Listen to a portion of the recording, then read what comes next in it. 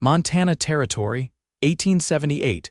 The wind howled across the empty prairie as Caroline Keller gripped her shawl tighter around her shoulders, her baby boy crying weakly in her arms.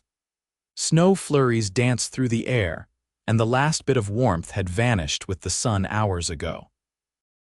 She stood alone near the wagon tracks with nothing but a small satchel of clothes and a baby wrapped in a threadbare blanket. Her boots were soaked. Her hands were raw. Her heart felt like it had been hollowed out. They had left her here, her own mother, her two brothers, and even her older sister. Once they found out she was pregnant and refused to name the father, they turned their backs. They had loaded her into the wagon that morning, said they were taking her to a cousin's farm near Livingston. But when they reached the fork in the road, they pulled the wagon to a stop, shoved her down into the snow, and tossed her bag after her. "You made your choice," her mother had said coldly. "Now live with it." Caroline let out a shaky breath and looked down at her baby boy. He was only 5 weeks old. His name was Warren. His cheeks were flushed from cold, but his eyes were open, staring up at her like he trusted her to fix everything. She kissed his forehead and whispered, "I will. I promise." A lantern bobbed in the distance. It was the only light in miles. Her heart jumped. She moved toward it, her legs aching, every step heavier than the one before.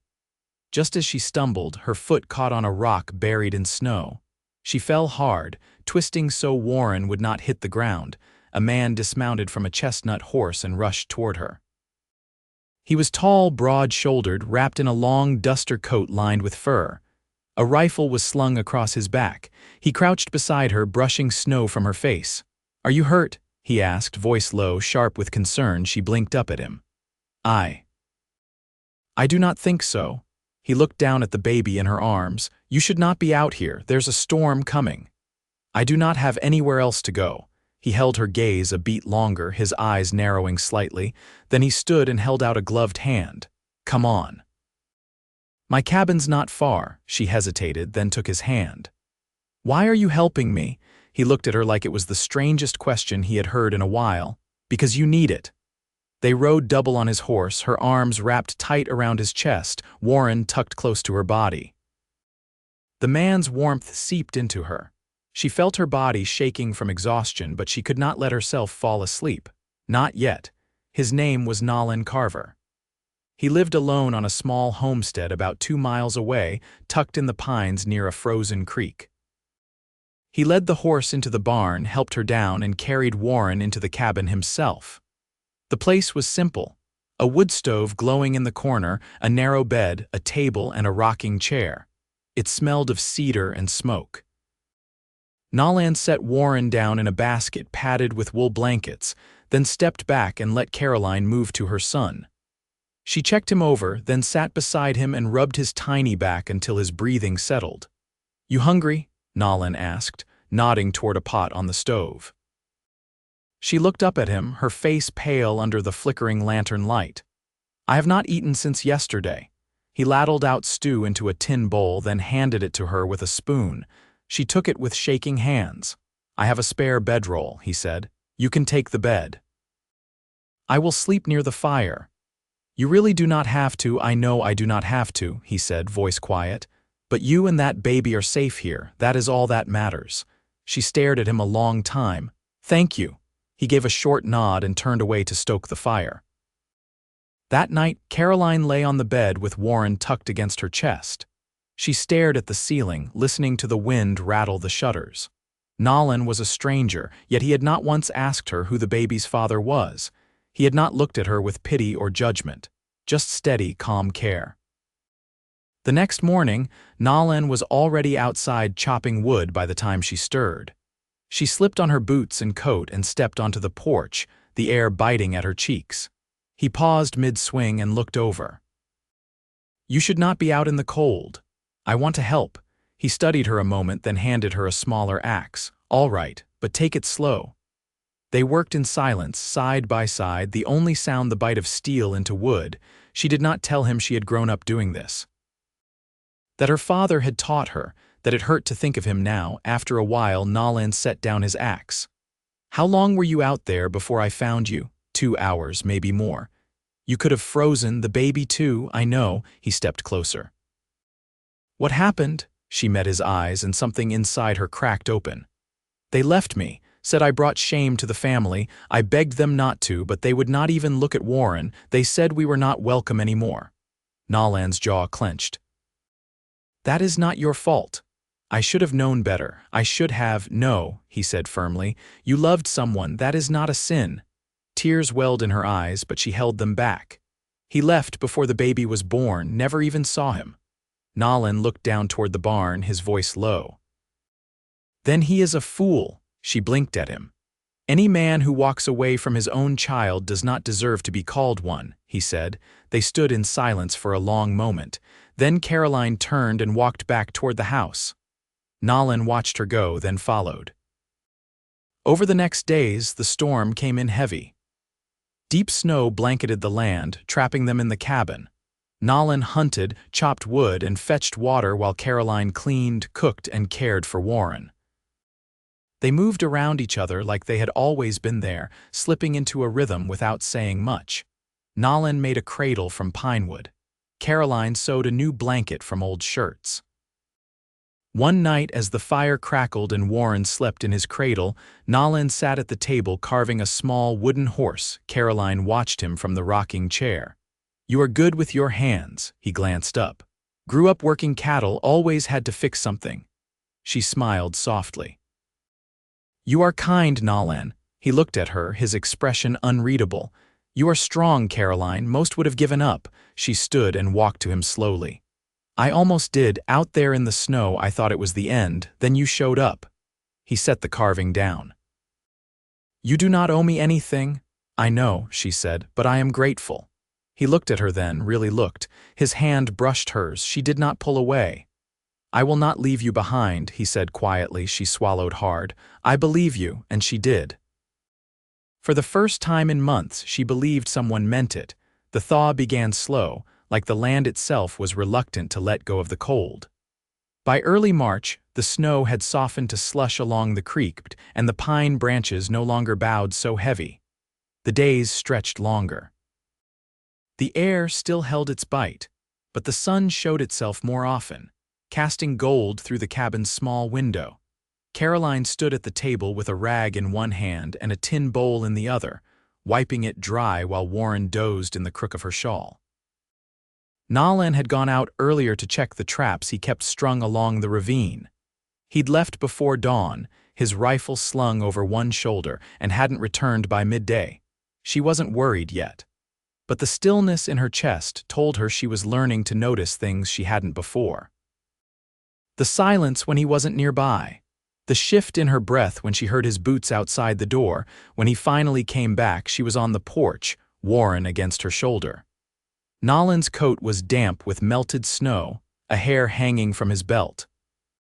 His eyes met hers and he gave her a quiet nod before stepping past her into the cabin. "I found signs of elk higher up," he said, setting the hair on the table. "Could be they're moving early this year." Caroline closed the door behind him. Would that mean a short spring? Maybe. Or a rougher summer? He knelt beside the stove to stir the coals. "I'll go out at first light, see if I can track them." She rubbed Warren's back gently. "You always go alone, most times, not much choice." He added a log to the fire and stood, brushing his hands off on his trousers. "You ever hunted before?" She shook her head. "My father wouldn't allow it, said it wasn't proper." Nolan glanced at her. "You think it improper now? I think I'd rather know how to feed my son if I had to." He looked at her a moment longer, then nodded. "Tomorrow, if you want, I can show you how to set a snare." She tilted her head. "You'd teach me. You're here. You should know how to live here." The next morning was pale and clear. Nolan led her into the trees behind the cabin, Warren tucked into a sling across her chest. The snow crust cracked beneath their boots, and the quiet out there felt different than inside, wide and old and patient. He showed her where to look for prints, how to trace the path of rabbits and grouse. She watched his hands as he tied the wire, firm but deliberate, his fingers steady even when the wind picked up. "You don't talk much," she said as she crouched beside him. "Never saw the need to fill space just to fill it." She nodded. I suppose I've done enough talking for both of us my whole life. He glanced at her, then turned back to the wire. You don't have to hear. They set 4 snares before heading back. Caroline held Warren close while Nolan showed her how to read the trees for windbreaks. That night, after Warren had fallen asleep beside the fire, Nolan sat sharpening his knife at the table. Caroline worked at a mending basket he'd brought down from the loft, sewing a patch onto one of his worn shirts. You always live alone? She asked, eyes on her needle. Since I left Kansas. Had a brother once, but he died in the war. She looked up. Union or Confederate? Union. He was 16, rode off without telling anyone. I'm sorry, he nodded once. My father fought too. He came home quieter than he left. They lapsed into quiet, the fire hissing now and then as the wood settled. Caroline laid the mended shirt across the back of the chair and stood, stretching her arms. I've been meaning to ask, she said, her voice softer now. Why were you out near the fork that night? Nolan didn't look up from his blade. There's a widow west of the ridge, her boy'd taken sick. I brought her some herbs from town. Caroline stepped closer. So you help everyone who needs it, if I can. She studied him, her fingers idly tracing the edge of the table. Were you always like that? He set the knife down. No, I learned the hard way what it costs when folks turn their backs. She didn't ask what he meant. His eyes carried something he wasn't ready to say yet, and she'd learned how to wait. Instead, she said, Warren smiled today. First time. Nolan's face eased slightly. That's so. He does it in his sleep sometimes, but this one was real. He looked right at me and there it was. Sounds like a good sign. She nodded, eyes shining faintly. He's starting to recognize things, my voice, the way I hold him. Nolan reached into the cradle and adjusted the blanket around Warren's legs, careful and quiet. He's strong, he is, she said. He gets that from. She trailed off, then lifted her chin. He gets that from me. Nolan looked at her, something unreadable in his gaze. I believe that. Caroline gathered the mended clothes and tucked them into a basket by the hearth. When she turned back, Nolan was still watching her. I know I can't stay forever, she said. You can stay as long as you need. She stepped closer, voice quiet. And if I wanted to stay longer than that, his answer came with no hesitation. Then you'd still be welcome. She reached for his hand, her fingers brushing his.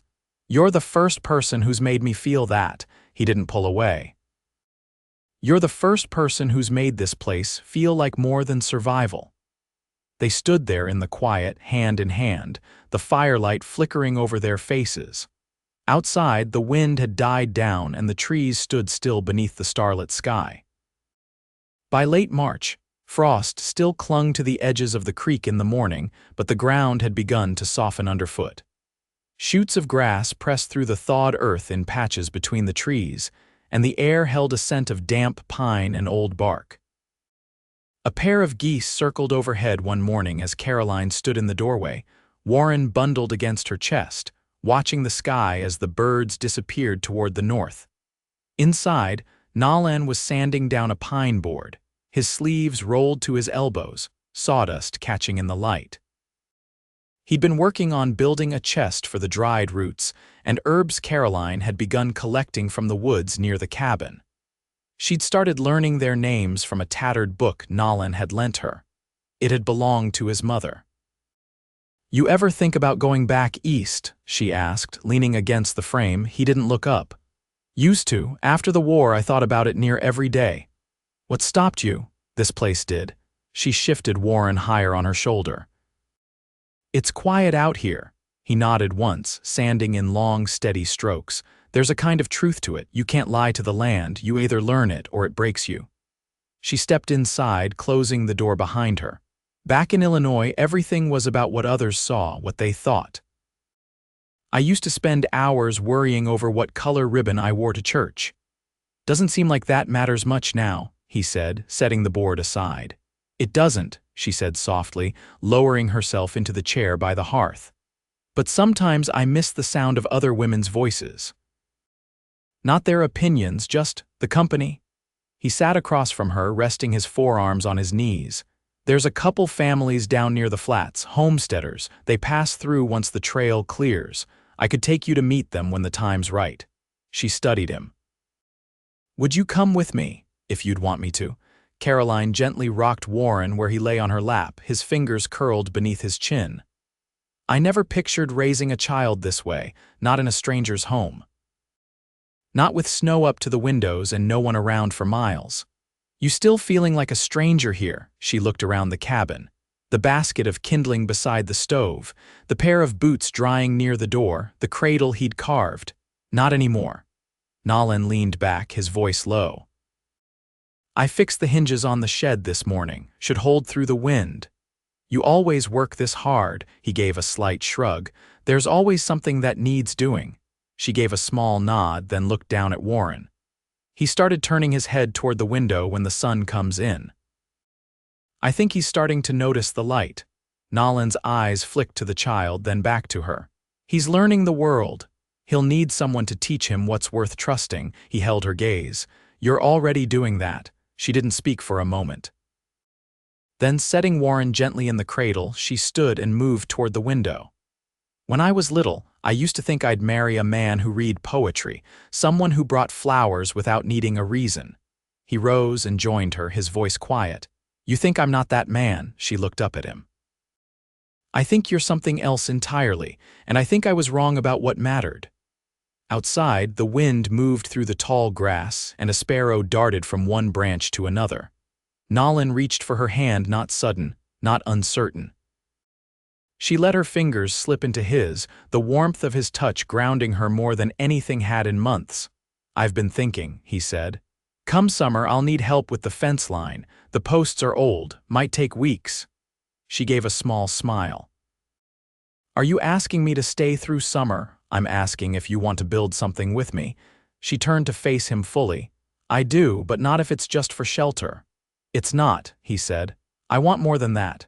She didn't rush her answer, she didn't need to. "So do I." He pulled her into his arms and she rested her head against his chest, listening to the steady beat of his heart. No declarations were made, none were needed. The snow would melt.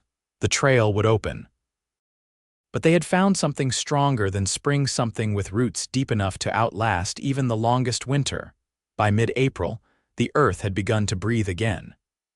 Rain came in slow, soaking drizzles, and the creek behind the cabin swelled with meltwater. Nolan had started planting onions and hardy greens in the narrow strip of soil behind the woodshed. And Caroline, with Warren tied close against her, dug rows with a rusted spade while the ground still held the memory of frost. That morning, Nolan returned from the flats with a coil of fencing wire slung over his shoulder and a canvas parcel tucked under his arm. When he stepped through the cabin door, Caroline was brushing Warren's curls with her fingers, trying to coax them flat. "You went farther than usual," she said, glancing at his boots caked in red clay. "Came across the Dutchman's wagon near the bluff. He'd just come up from Bozeman," Nolan said, setting the parcel down on the table. "Brought a few things." He unwrapped the canvas slowly. Inside was a battered second-hand cradle board, its leather faded but the laces still good. Caroline stepped closer, running her fingers along the edge. "This is crow work," she said softly. He nodded. "Dutchman said he traded for it near Pryor Creek. Thought it might make carrying Warren easier once the weather warms." Caroline looked up. "You didn't have to do that." "I know," he said. "But I wanted to." She didn't answer right away. Instead, she untied Warren from the sling and laid him gently in the cradle board. He fit snugly, his little fists flexing against the sides. Nolan watched her adjust the bindings, her hands practiced sure. "My grandmother was Lakota," she said, her voice quiet. "She taught me how to wrap a child like this. My father never spoke of her, not even once." Nolan's gaze didn't shift. "You still remember what she taught you?" "I remember everything," she said, "even things I tried to forget." He reached for the back of a chair and pulled it out for her. She sat slowly, Warren cradled beside her, and Nolan took the seat across from her, resting his hands on the table. "I've been thinking about the land," he said. "Once the fence is mended and the calves drop, I'll have more than I can keep up with alone." She met his eyes. "You're asking if I want to help." "I'm asking if you'll stay," he said. "For good." Caroline exhaled, her fingers brushing over Warren's leg. "I don't have anyone else." "You have me," he said. She didn't look away. "You know there are folks who'll say things about us, about Warren." "I know," he said. "They can say what they want." They weren't the ones in the snow. She leaned forward slightly, her voice low. "I don't want to be hidden away." "You won't be," he said. "Not now, not ever." A log shifted in the stove behind them, sending a soft pop into the room. Outside, the wind picked up, rustling new leaves. Caroline stood and walked to the window, Warren snug on her hip again. "I used to think I needed to find my way back to who I was," she said. "But maybe I was meant to become someone else." Nolan stood too, stepping beside her. "You already have." She turned toward him. "And you." "Who were you before this?" He paused, then said, "I was a man who didn't know what he was missing." They stood there, shoulder to shoulder, watching the light shift across the trees. After a while, Caroline reached for his hand. He took it without hesitation. "I want to marry you," he said. Her breath caught, but she didn't let go of his hand. "You sure?" "I've never been more certain of anything." She studied him for a long moment, her gaze steady. "Then yes."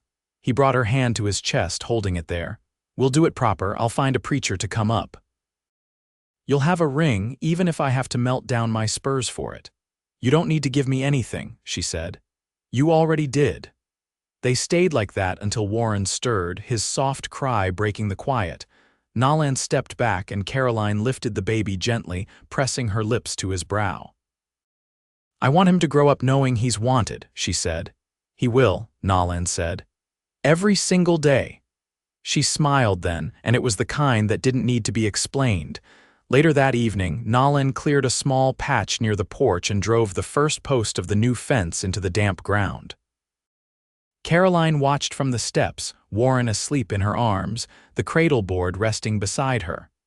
She didn't speak, just watched the way Nolan moved measured and sure, not rushing the work. The sun slipped behind the ridge in slow streaks of amber. The land held its breath, soft and turning toward spring. And in that quiet, something settled between them, something certain and strong. They were no longer waiting for life to begin again. It already had. The preacher came on horseback 2 weeks later, his coat heavy with trail dust and his Bible wrapped in oilcloth. Nolan met him at the edge of the clearing, offered oats for the mare and a place to rest. But the man only nodded and said he'd ride back by nightfall. Said he'd done 2 weddings and a burial already that week, and the spring thaw didn't slow such things. Caroline had risen early that morning, before even the first bird call, and stood by the creek with her skirts pulled above her boots, washing her hands in the cold water. She had woven her hair in a single braid, pinned with a strip of blue calico she'd found tucked in the bottom of Nolan's old trunk. He said nothing when she showed him the ribbon, only looked at it for a long minute before nodding once and returning to the work of shaving. They married beneath the cottonwood tree behind the cabin, with the preacher's voice low and sure and Warren quiet as a breath in Caroline's arms. She didn't cry, though her throat tightened when Nolan lifted her hand to his chest and spoke with a steadiness that made even the trees seem to listen. When it was done, the preacher touched his hat and said he'd seen plenty of marriages, but not all of them had roots quite so deep already. After the preacher left, Caroline and Nolan sat on the cabin steps while Warren dozed in the sling across her chest. Neither said much. Just watched the light fall through the branches, the way it caught in the grass beginning to green. "You ever think about adding a room onto the cabin?" she asked after a time. "I've thought about it." She turned slightly, fingers brushing along the sling's edge. "I'd like a place for him to sleep once he's older, somewhere he can call his own." "I'll cut the timber next week," he said, no pause between her hope and his answer. She reached over and took his hand. "You always decide things so quiet." He looked at her, a faint line at the corner of his eye she hadn't noticed before. "I spent a long time doing things loud, thought maybe quiet would hold longer. They didn't need a feast or a gathering." That night, Caroline baked a small pan of cornbread with the last of the lard, and Nolan brought in a rabbit from the snare line. They ate at the table with Warren asleep in the cradleboard beside them. No toasts, no speeches, just the kind of calm that comes when something has settled right. As the weeks turned to early summer, the fence line stretched farther, and Nolan began marking out where the new room would go. Caroline learned to tan hides with salt and ash, her hands growing tougher with each stretched pelt. She sang sometimes as she worked, soft and low.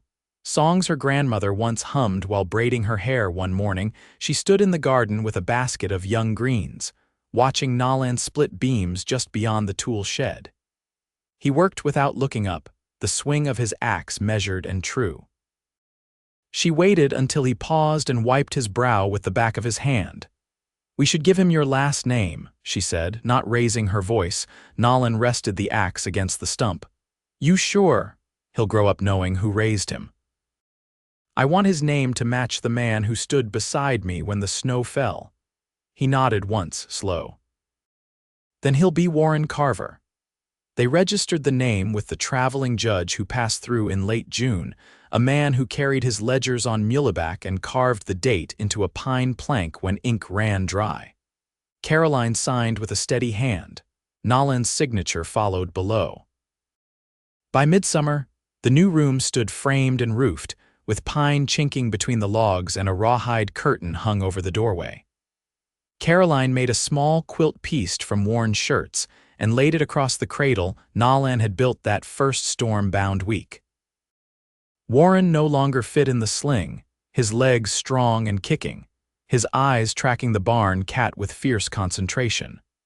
One evening, as the last orange light slipped over the ridge, Caroline sat on the porch steps mending a tear in Nolan's sleeve.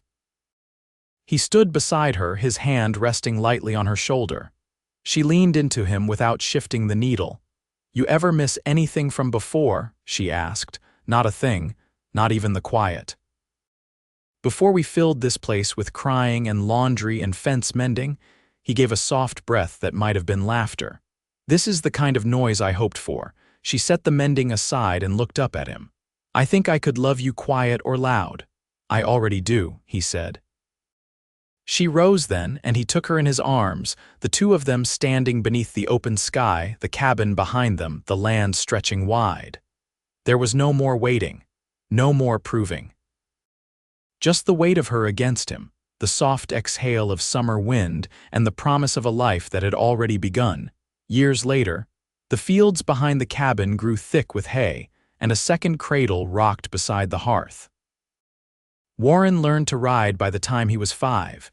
Chasing chickens through the yard on a shaggy pony, Nolan trained himself. Caroline taught her children the plants that healed and the ones that didn't, her fingers always sure, her voice always steady. Nolan built more than fences.